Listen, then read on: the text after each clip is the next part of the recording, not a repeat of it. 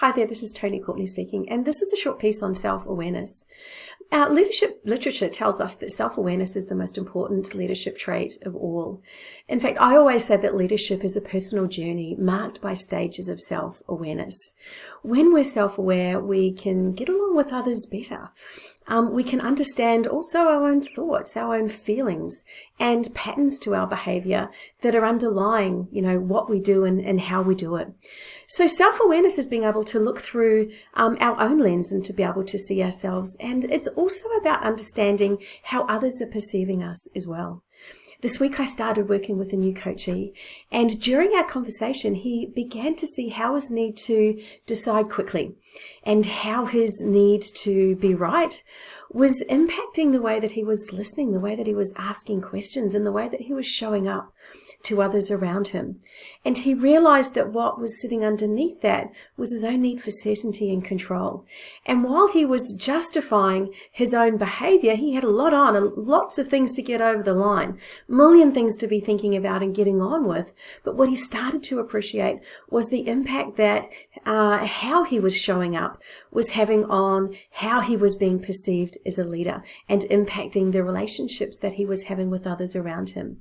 So being self-aware is being able to understand ourselves, what makes us tick, and being able to have no ego in the feedback that we're prepared to give ourselves, which can be really hard.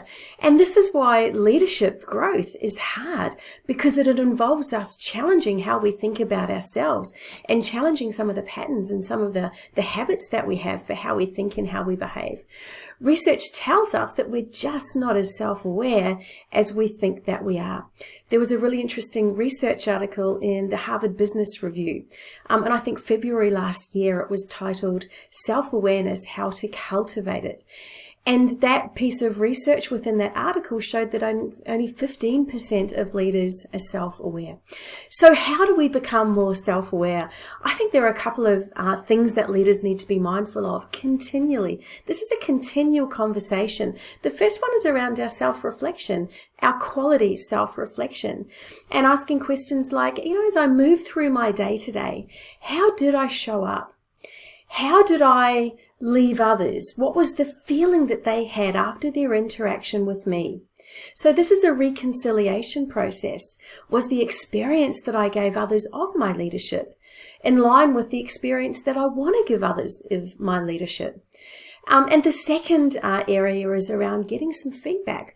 I work with lots of leaders who aren't getting feedback, but it doesn't mean that they can't be proactive in asking for it so that they can better understand the perceptions that others have of them.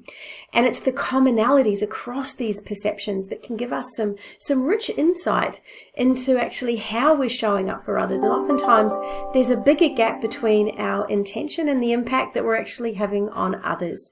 So self-awareness, I think, is at the heart of all leadership development. And it's well worth our own self-inquiry to better understand ourselves, to better know ourselves, so we begin to trust ourselves and we can begin to value ourselves more, which can help build confidence and leadership influence. I'm trusting that this has been helpful. Cheers.